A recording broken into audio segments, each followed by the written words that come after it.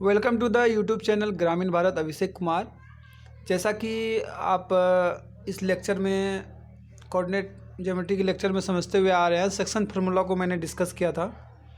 उसके पहले distance formula को किया था, उसके बाद सेक्शन फार्मूला को किया था। उसके सेक्शन फार्मूला के बाद मैंने इसके कुछ एप्लीकेशन पर चर्चा करी थी कि मिड पॉइंट का क्या कोऑर्डिनेशन होता है, कि मिड पॉइंट ये जो होता है मिड पॉइंट का कोऑर्डिनेशन क्या होता है।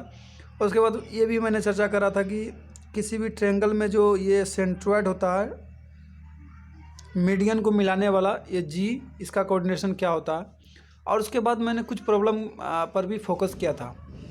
अगर इस वाले वीडियो को आप नहीं देखें, सबसे पहले प्लेलिस्ट में जाकर इस वाले वीडियो को देखें, उसके बाद आगे के लेक्चर आपको कंटिन्यू समझ में आएगी।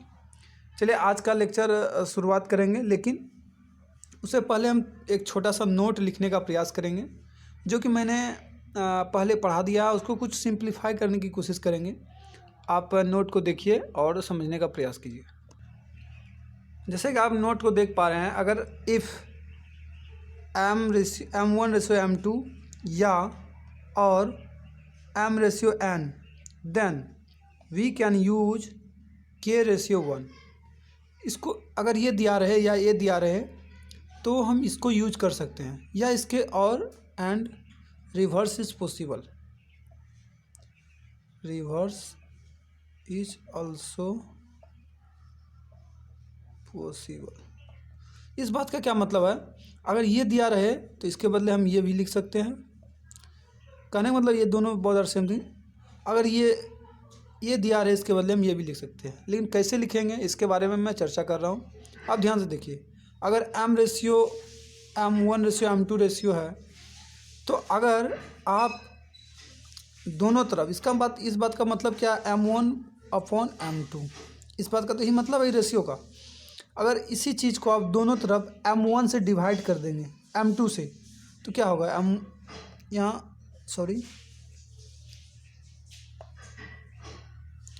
अगर m2 से दोनों साइड आप डिवाइड कर दोगे तो क्या होगा, m1/m2, इस साइड क्या हो जाएगा, m2/m2। तो जैसा कि आप देख पा रहे हैं, आपके पास जो रिजल्ट आएगा m1/m2, और ये जो दोनों ये सेम क्वांटिटी है, कट जाएगा, यहाँ 1 हो जाएगा। और इसी m1 इंटू m2 को हम लोग एक संख्या का नाम दे दिए, डेट इज़ k/1। इस बात को भली भांति आप समझिए। और इस बात का ये मतलब है k/1 में डिवाइड हो रहा है, कोई भी पॉइंट k/1 में डिवाइड हो रहा है। अगर कल होकर के यहाँ पर 3/4 आ जाए, k का वैल्यू जितना भी आ जाएगा वही मेरा m1/m2 होगा। डैट मीन्स ये दोनों का जो रेशियो आएगा वो किसके इक्विवेलेंट होगा, k के इक्विवेलेंट है। m/n किसके इक्विवेलेंट होगा, k के इक्विवेलेंट होगा। तो इसी बात के थ्रू आप यहाँ ये लिख सकते हैं, m1/m2 is equivalent to k। 1 का कोई मतलब नहीं रहता। अब 1 लिख भी सकते हैं, नहीं भी लिख सकते हैं, या कहीं कहीं जहाँ n लिखा रहेगा m/n is equal to k/1। तो इस तरीके से आप समझ सकते हैं। आप सिंपली k भी लिखकर इसे डील कर सकते हैं। That is very simple and cute easy. और इस पर मेरा प्रेफरेंस क्या रहेगा क्वेश्चन को सॉल्व करने में, मैं हमेशा इसको यूज करूँगा, बिकॉज ये हमको एक तरफ से सिर्फ k का वैल्यू निकालना होगा और दूसरी तरफ 1, that is very simple, calculation में मुझे ईजी होगी। But in this process you can use both.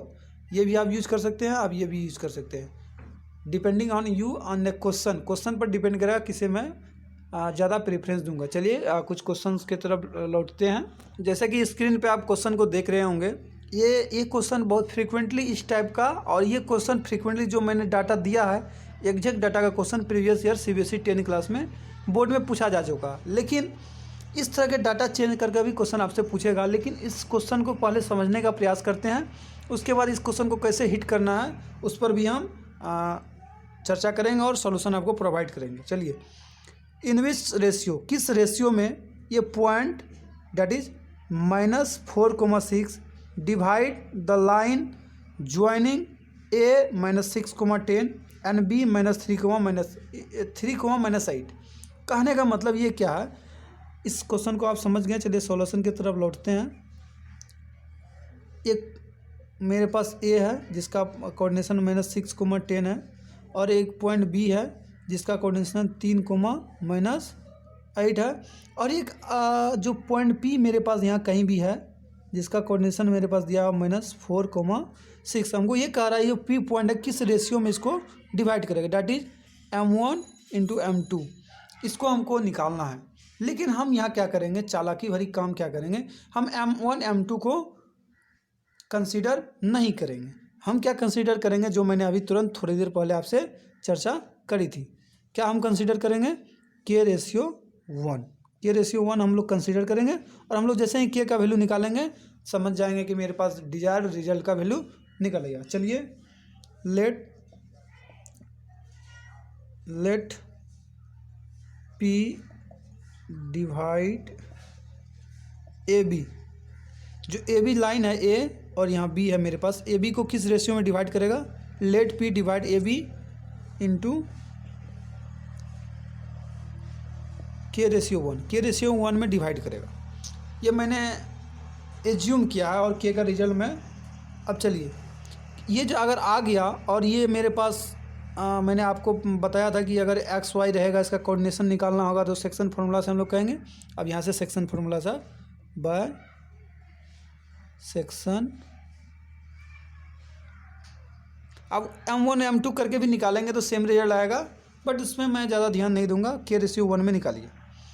जैसे आप यहाँ K/1 करेंगे, मैंने आपको बताया था कि ऑपोजिट मल्टीप्लाई करना, 1 को इधर मल्टीप्लाई करना और K को इधर मल्टीप्लाई करना। जैसे -4 है, -4, जैसे मैं एक बार फार्मूला आपको लिख कर दिखाता हूँ फार्मूला क्या होता है। जैसे कि आप जानते होंगे x बराबर जो होता है M1 x2 plus M2 x1 upon M1 plus M2। जैसे आप रिकॉल कीजिए, अगर नहीं जानते हैं तो प्ले लिस्ट में जाके पहले इस लेक्चर को देख लीजिए। यहाँ M1 y2 plus M2 y1 upon M1 plus M2। अगर K के संदर्भ में हम बात करेंगे तो क्या हो जाएगा, x बराबर हो जाएगा K x1 plus x2 upon K plus 1। इसी प्रकार y का हो जाएगा K y1 plus y2 upon K plus 1। तो इस प्रकार का ये फार्मूला कैसे आया इस पर मैं चर्चा नहीं करूँगा, और चर्चा करने का भी समय भी नहीं है, और अभी डायरेक्ट प्रॉब्लम को हिट करते हैं। चलिए प्रॉब्लम को सॉल्व करने का प्रयास करते हैं। जैसे बाय सेक्शन फार्मूला करेंगे, जैसे आप -4 को लिखेंगे, मैंने आपको बताया था ये जो कोऑर्डिनेशन कैसे आएगा, -4 अपोजिट मल्टीप्लाई करना, K को -6 से मल्टीप्लाई करो, 1 से मल्टीप्लाई, K को फिर 3 से मल्टीप्लाई करो, प्लस K × 3। ये कैसे हुआ, इसका लॉजिक मैं ऑलरेडी पहले एक्सप्लेन कर चुका हूँ। और जो ये रेशियो है 1 और K, 1 + K यहाँ दे दो। अगर इसको आप हल करोगे तो आप पाओगे, K को उधर मल्टीप्लाई करोगे, क्रॉस मल्टीप्लिकेशन, आप क्रॉस मल्टीप्लिकेशन करने का प्रयास करो, -4 ये बराबर करोगे तो -6 + 3K। इसी प्रकार और फर्दर आप हेल्प करोगे, सॉल्व करोगे तो क्या होगा, 4 को उधर लेते जाओ, आपके पास 7K बचेगा, और 6 को इधर लेते जाओ, आपके पास बचेगा +2, क्योंकि इधर 6 प्लस में आ जाएगा, इससे प्लस में आया तो यहाँ 2 हो जाएगा। और K का वैल्यू जैसे ही आप निकालोगे, K का वैल्यू यहाँ से आपके पास आएगा 2/7। चलिए, और एक तो एक सिचुएशन हो गई। दूसरा सिचुएशन क्या हो गया मेरे पास, बी सिचुएशन क्या है, दोनों को वेरीफाई करेंगे। 6 बराबर जो y कोऑर्डिनेट है, और y कोऑर्डिनेट भी वैसे करेंगे, 1 को पहले से 10 से मल्टीप्लाई करेंगे, 1 × 10 प्लस फिर K को -8 से मल्टीप्लाई करेंगे, K × -8 अपॉन 1 + K। जब फर्दर इसको आप फिर क्रॉस मल्टीप्लिकेशन करोगे तो 6 + 6K, और उधर आपके पास हो जाएगा 10 - 8K। तो फर्दर और सॉल्व करोगे तो आप पाओगे 8K को इधर लेते आओ तो 14K, फिर उधर लेते जाओगे तो 6 अब -6 10 - 6। जैसे आपको 14K हो जाएगा तो K का वैल्यू जैसे निकालोगे 4/14, डैट इज़ 2/7। तो कहने का मतलब ये हुआ के का वैल्यू मेरे पास आ गया। तो यहाँ से हम कह सकते हैं हैंस जो रेशियो होगा k:1, डैट मीन्स 2/7/1, और यही के का वैल्यू होगा। हैंस के बराबर के से करोगे तो कोई दिक्कत नहीं है, 2:7 में ही डिवाइड करेगा। जो मेरा वैल्यू होगा, आंसर होगा, वो क्या होगा 2:7, बिकॉज के का वैल्यू मेरे पास क्या आया, ये आया। इसमें कैलकुलेशन आपके कम होते हैं और जल्दी से जल्दी क्वेश्चन बनाने के चांस होते हैं। लेकिन आप फर्दर अगर वो मेथड अप्लाई करोगे जिसमें आपने इसको एज्यूम करोगे M1:M2, आपको क्या होगा, उसमें दोनों का वैल्यू निकालना पड़ेगा, क्योंकि आप जानते हो M1 भी है और M2 भी है।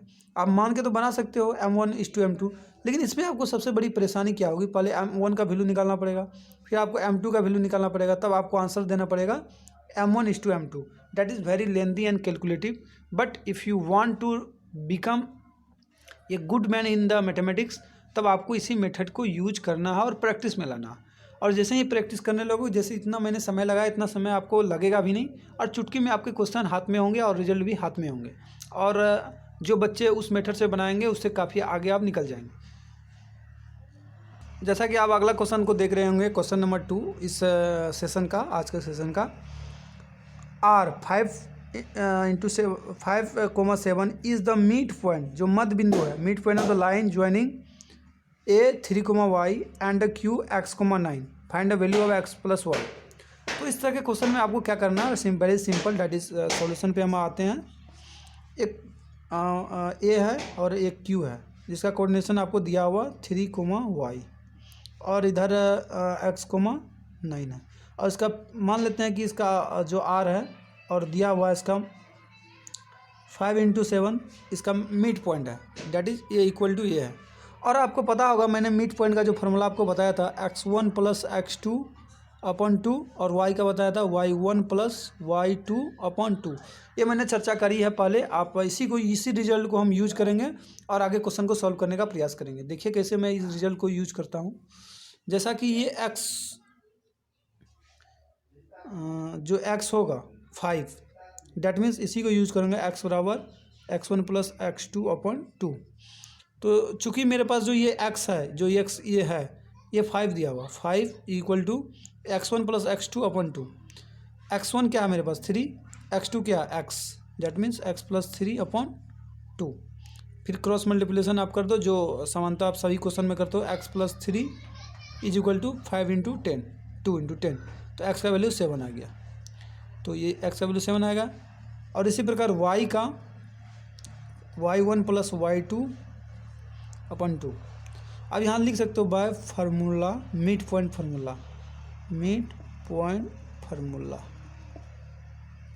फार्मूला से आप ये लिख सकते हो। इसी प्रकार जैसे y1 y2 करोगे तो सबसे पहले y क्या होगा, y मेरे पास 7 होगा, 7 = y1 y होगा, y2 9 होगा, y + 9/2।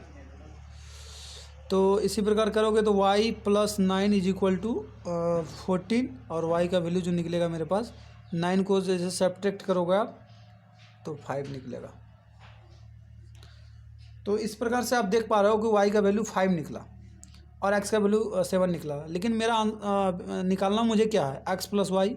तो इसी प्रकार इस रिजल्ट पर जाएंगे, hence x + y = 7 + 5 = 12, that will be the my answer.